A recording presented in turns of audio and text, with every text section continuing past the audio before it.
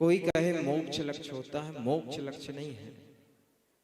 एक इंद्री से लेकर पंचेंद्री तक, इसीलिए तो दौलत राम जी ने लिखा है कि जे त्रिभुवन में जीव अनंत, क्या बोलो ना, सुख चाहे दुख ते भयवन।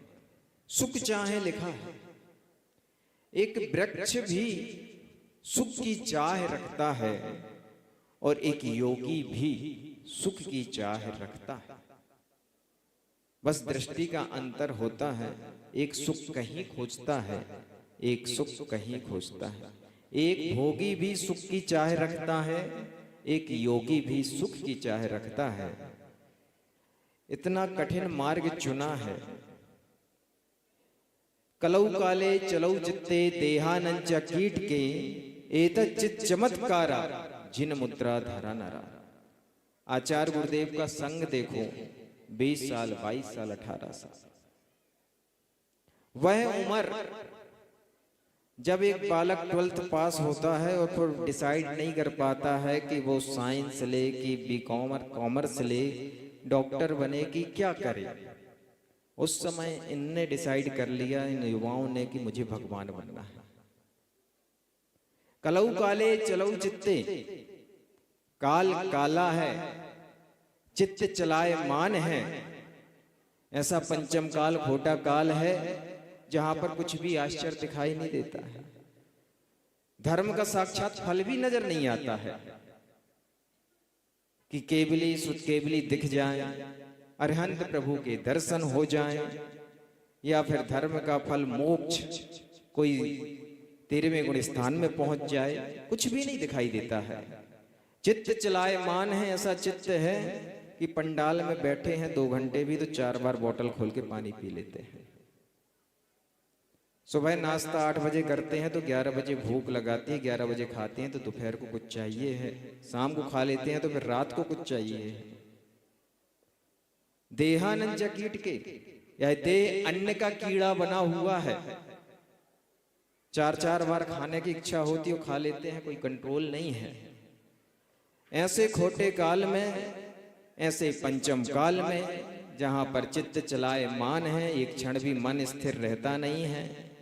एक हम आपसे कहें एक माला फेर लो 5 मिनट, तो उस माला के फेरने में आप कहेंगे कि भैया जी वैसे तो मन स्थिर हो जाता है, लेकिन जब आप माला के लिए भी बोलते हैं तब चित्त खूब घूमता है, मन इधर उधर खूब जाता है।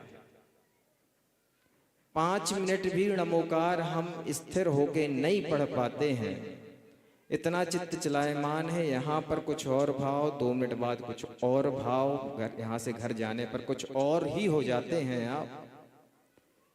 देह अन्न का कीड़ा है, और ऐसे युग में कोई जैनेश्वरी दीक्षा ले लेता है, यह दुनिया का सबसे बड़ा आश्चर्य आचार्य भगवान ने कहा है।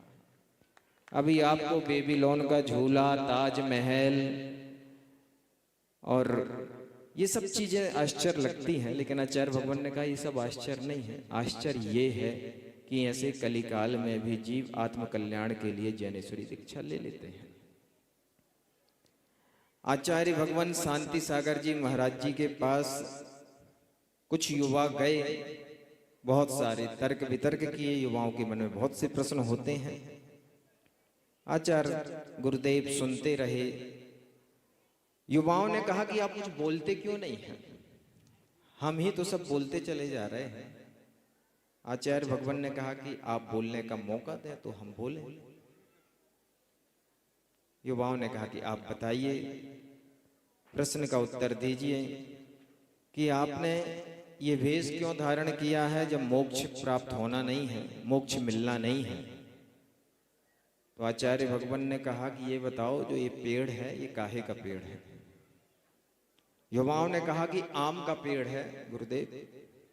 अरे आम का पेड़ कैसे जाना, इसमें तो फल लगे ही नहीं है। उस समय फल नहीं लगे थे। गुरुदेव पेड़ आम का है पता है, क्योंकि जब भी इसमें फल लगेंगे तो आम के ही लगेंगे, इसलिए पता कि आम का पेड़ है। आचार्य भगवान ने कहा कि जैसे तुम्हें विश्वास है कि जब भी इस पेड़ में फल लगेंगे तो आम के ही लगेंगे, ऐसे ही मुझे विश्वास है कि जब भी मोक्ष मिलेगा तो इस भेष से ही मिलेगा, इसलिए मैंने ये भेष धारण किया। आपके मन में भी प्रश्न उठता होगा कि एक गृहस्थ भी स्वर्ग जाएगा, एक संयमी भी स्वर्ग जाएगा, एक असंयमी भी स्वर्ग जा सकता है मंद कसाई के साथ, और एक संयमी भी खूब संयम करे तो भी स्वर्ग ही जाएगा। तो फिर संयम लेने का मतलब ही क्या है? ये बताओ, दो छात्र हैं और दोनों तैयारी कर रहे हैं। एक तैयारी कर रहा है, अभी वैकेंसी नहीं निकली है आईपीएस आईएएस की, और वो तैयारी कंटिन्यू कर रहा है, और एक सोच रहा है कि जब वैकेंसी निकलेगी तब तैयारी चालू करेंगे। एक फिटनेस की तैयारी कर रहा है, रिटर्न की तैयारी कर रहा है, इंटरव्यू की तैयारी कर रहा है, सारी तैयारियां एक करता चला जा रहा है कि जब भी वैकेंसी निकलेगी, एग्जाम होगा तो अपन एग्जाम देंगे। और दूसरा यह सोचता है कि जब वैकेंसी निकलेगी, पोस्ट निकलेगी, तब तैयारी चालू करेंगे। एग्जाम होता है तो ये बताइए कि सिलेक्शन के चांस किसके ज्यादा है? बताओ। जिसने पहले से तैयारी करके रखी है, सिलेक्शन भी संभावना है कि उसका पहले होगा। ऐसे ही जिसने पहले से ही अपनी तैयारी कर रखी है, अपना रिजर्वेशन करा रखा है, जब उचित काल आएगा तो पहले जब दीक्षा लेंगे तो किसका सिलेक्शन पहले होगा? जिन्होंने ऐसे पंचम काल में संयम का पालन किया है, तो यही संस्कार तो फिर उस समय काम आएंगे जब चतुर्थ काल में दीक्षा लेके मोक्ष को जाएंगे। तो हर एक चीज संस्कार के साथ चलती है, अच्छे संस्कार, बुरे संस्कार। यह जो पंचकल्याणक प्रतिष्ठा महामहोत्सव है, सिर्फ संस्कारित होने का महोत्सव है। 5 दिन में वह पत्थर जिसे लोग पैर से ठोकर मारते थे, पड़ा होगा कहीं चट्टान में, कहीं खदान में, और लोग उसके ऊपर जूते चप्पल पहन के चलते थे। आज उस पत्थर की ये दशा हो गई है संस्कार के बाद कि आप शुद्ध वस्त्र नहीं पहने हैं तो आप उसको स्पर्श नहीं कर पाएंगे, आप उसकी तरफ पीठ होकर खड़े नहीं हो पाएंगे। इतना पूजनीय वह पत्थर हो गया है। क्यों हो गया है? मैं सोचता हूं एक पत्थर इतना पूजनीय 5 दिन में कैसे हो गया? 5 दिन पहले जिस पत्थर के ऊपर चढ़ के कारीगर ने पूरी प्रतिमा गढ़ी, प्रतिमा निकाली, सिर्फ 5 दिन के संस्कार में इतना पूजनीय हो गया। ये संस्कार की बात है। अंतर मुहूर्त में 6वें 7वें से जीव 13वें तक पहुंच जाता है, सिर्फ अंतर मुहूर्त लगता है। भरत चक्रवर्ती को कितना समय लगा? 6 खंडाधिपति था, सारा वैभव था, दीक्षा ली और अंतर मुहूर्त में केवल ज्ञान हो गया। एक पत्थर में लगातार पानी की बूंद गिरती रहे, गिरती रहे, गिरती रहे तो पत्थर में भी दरार पैदा कर देता है। ऐसे ही अच्छे विचारों की बूंदें हमारे मन में, भावों में गिरती रहें, गिरती रहें, गिरती रहें, तो यह भाव दशा, यह आत्मा भी परमात्मा बन जाती है। सब कुछ संस्कार वश हो रहा है, और पूरा का पूरा विज्ञापन जगत, एडवर्टीजमेंट का जो जगत है या बिजनेस का जो जगत है, आपके इसी मन का उपयोग करता है और आप समझ नहीं पाते। मन कैसे काम करता है, उनके अलग से अधिकारी लगे हुए हैं जो बताते हैं, और मन को कैसे इफेक्ट करना है व्यक्ति के, वो उनको बताते हैं, और फिर वैसे विज्ञापन गढ़े जाते हैं। जो बीवी से ना करे प्यार, वो प्रेस्टीज से कैसे करे इनकार। तो फिर लगता है कि जिसको बीवी से प्यार होगा तो प्रेस्टीज कुकर जरूर खरीद के लाएगा।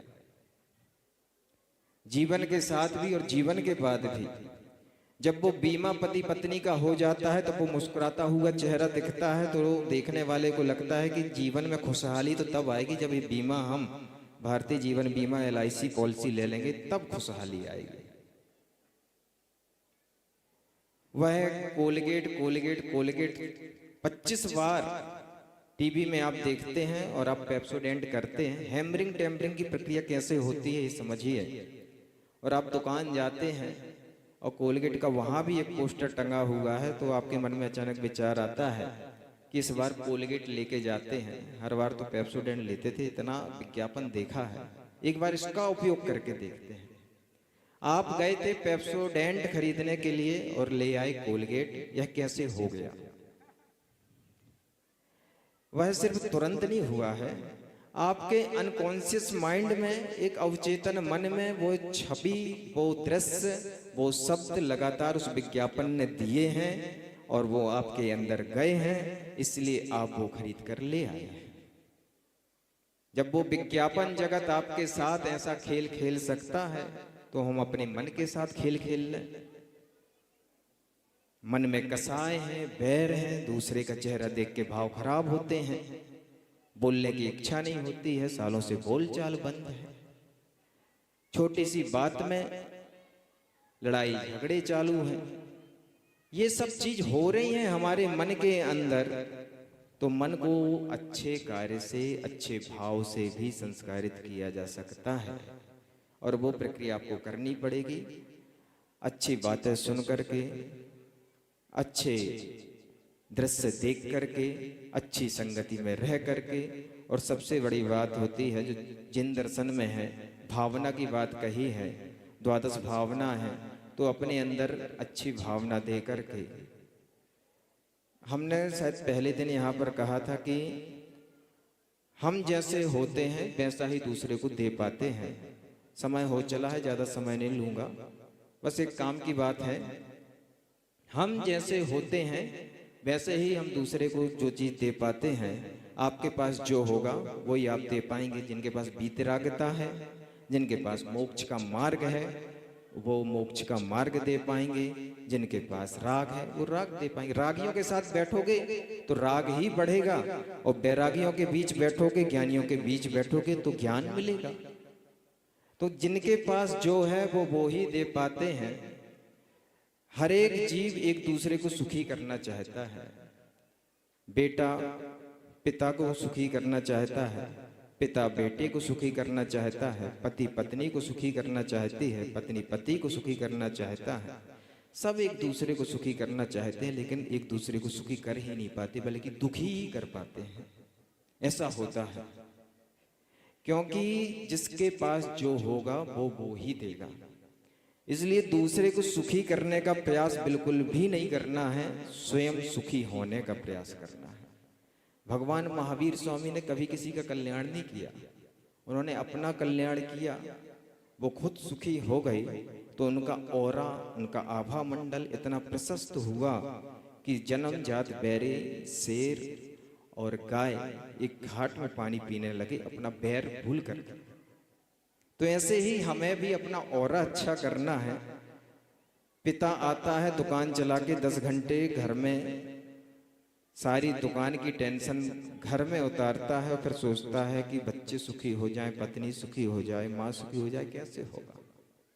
आप मुस्कुराते हुए चेहरे के साथ आए, प्रशस्त ऊर्जा के साथ आए, तो आपके चारों तरफ के लोग भी मुस्कुरा जाएंगे, भले टेंशन कितनी भी हो। तो प्रयास अभ्यास करना है स्वयं सुखी होने का। और जब आप दुनिया को देखेंगे ना, तो आप बहुत कम लोगों में खुद को पाएंगे। संसार में इतना कष्ट है, इतना कष्ट है कि ऐसे ऐसे जीव हैं, मनुष्य हैं कि 2 वक्त की रोटी जिनके भरोसे की नहीं है, छत जिनके पास नहीं है, ऐसे जीव हैं जो अपना जीवन ही पूरा नहीं कर पाते हैं। पोएट्री फॉर्म में जाकर कभी देखें आप कैसे जीवों की दुर्दशा हो रही है।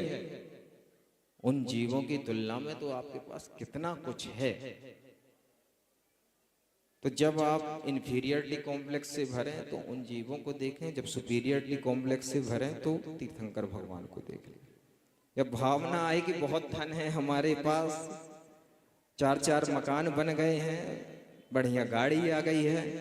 तब आप चक्रवर्ती के वैभव पर नजर डाल लें, तीर्थंकर के वैभव पर नजर डाल लें, तो सारा अहंकार एक तरफ रखा रह जाएगा। तो जीने की कुछ कलाएं होती हैं, बस इन्हीं कलाओं का उपयोग करना है। धर्म कुछ विशेष करने की चीज नहीं है कि बहुत ज्यादा समय देना है।